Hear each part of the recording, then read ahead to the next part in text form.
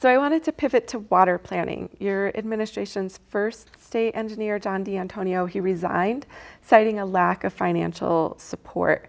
And I'm curious if that's changed. And 3 years into your 4 years almost into your administration, what advances, what progress have you made on water policy in the state? I think we've made considerable advancements, but to your point, the state engineer's office has been woefully understaffed and underfunded for well more than a decade before 2019 when I took office as governor. And primarily, I think, not because policymakers, both parties, don't care about water, but there's an interesting set of circumstances that cause New Mexico policymakers not to think about it, in my view, in the right way. One, water in every arid state is a lot about fighting over water, right? And water jurisdiction and water ownership. And so basically the state engineer's office has been transformed into a large litigation office, and we need it because other states sue us, like Texas, for water. And so we are constantly involved in water litigation. We have plenty of internal water litigation. And if you look at all just the water settlements in communities, primarily those that are impacted by sovereign water rights.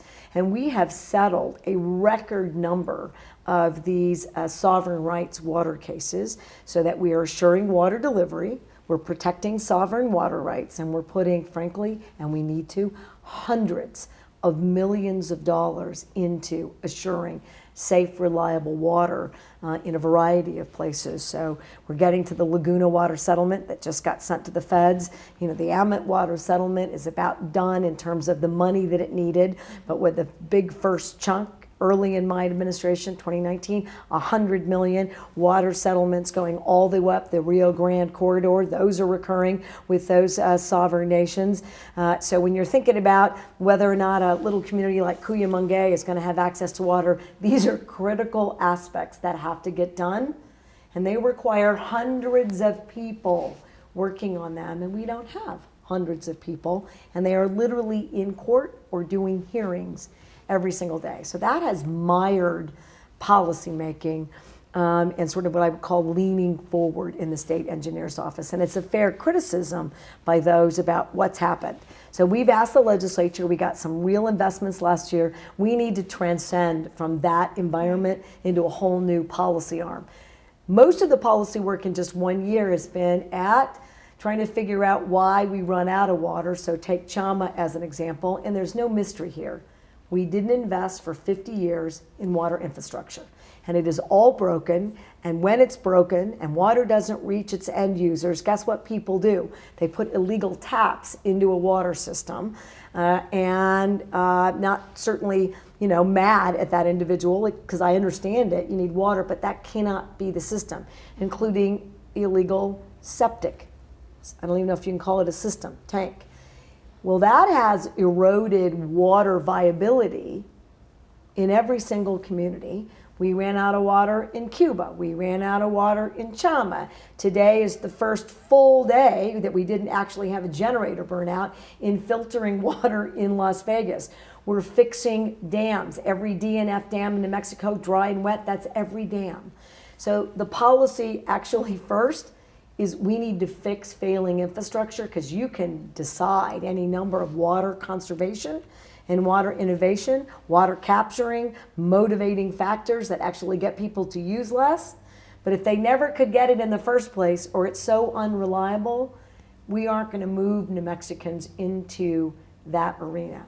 So this whole next year is finishing all of that water infrastructure. So the federal money's well over so far 100 million, and well more than that is coming. The state legislatures put in 30 plus, so tens of millions of dollars. That's now out the door. We'll finish up the settlements. And the only work, now that we were able to get that done, is we have to figure out ways to conserve the water that we have, to be really clear about how much water we aren't going to have. We have to make the federal government do what they need to do with the Colorado River. I think they are now.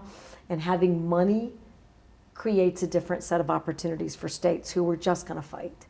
And now, having resources does give you an opportunity to be innovative.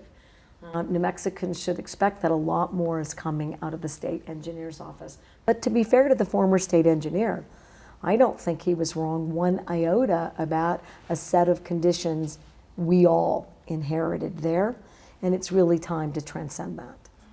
So the governor has a lot of power in terms of setting the agenda for the legislature. And I'm curious, if you were reelected, where does climate change and water planning fit on your agenda in terms of nudging the state legislature next year? If we don't have water, there isn't anything we can do. We have to, wherever the funding gaps are, again, as I talked about the fires, the state has an opportunity. I mean, these are once in a lifetime sets of opportunities. We need to take them. The Water Conservation Fund and the Interstate Stream Commission are examples of forward thinking in former Democratic administrations. That you can't wait a year when you need water infrastructure money, right? When people need water, they need it. So that was really, back then, a very creative way to create a fund and to put water out. But it's small, and the way in which they replenish that fund is also too small to deal with our rapidly changing environment and our much hotter, drier environment. That is not going to stop. And I hear New Mexicans all the time now say, these are record rainfalls. It's been a productive monsoon season. But if you think this season is the biggest monsoon season ever, not true. And if you think that this was enough to eradicate decades of aridification here, also not enough. And it's not just happening here, it's happening everywhere. And the West is particularly impacted, which means where we get other water isn't coming to us. We have to put sizable resources into funds that allow us to, in real time, invest strategies that are developed by state and by tech and by the labs and by our own state engineer, and deploy them in real time.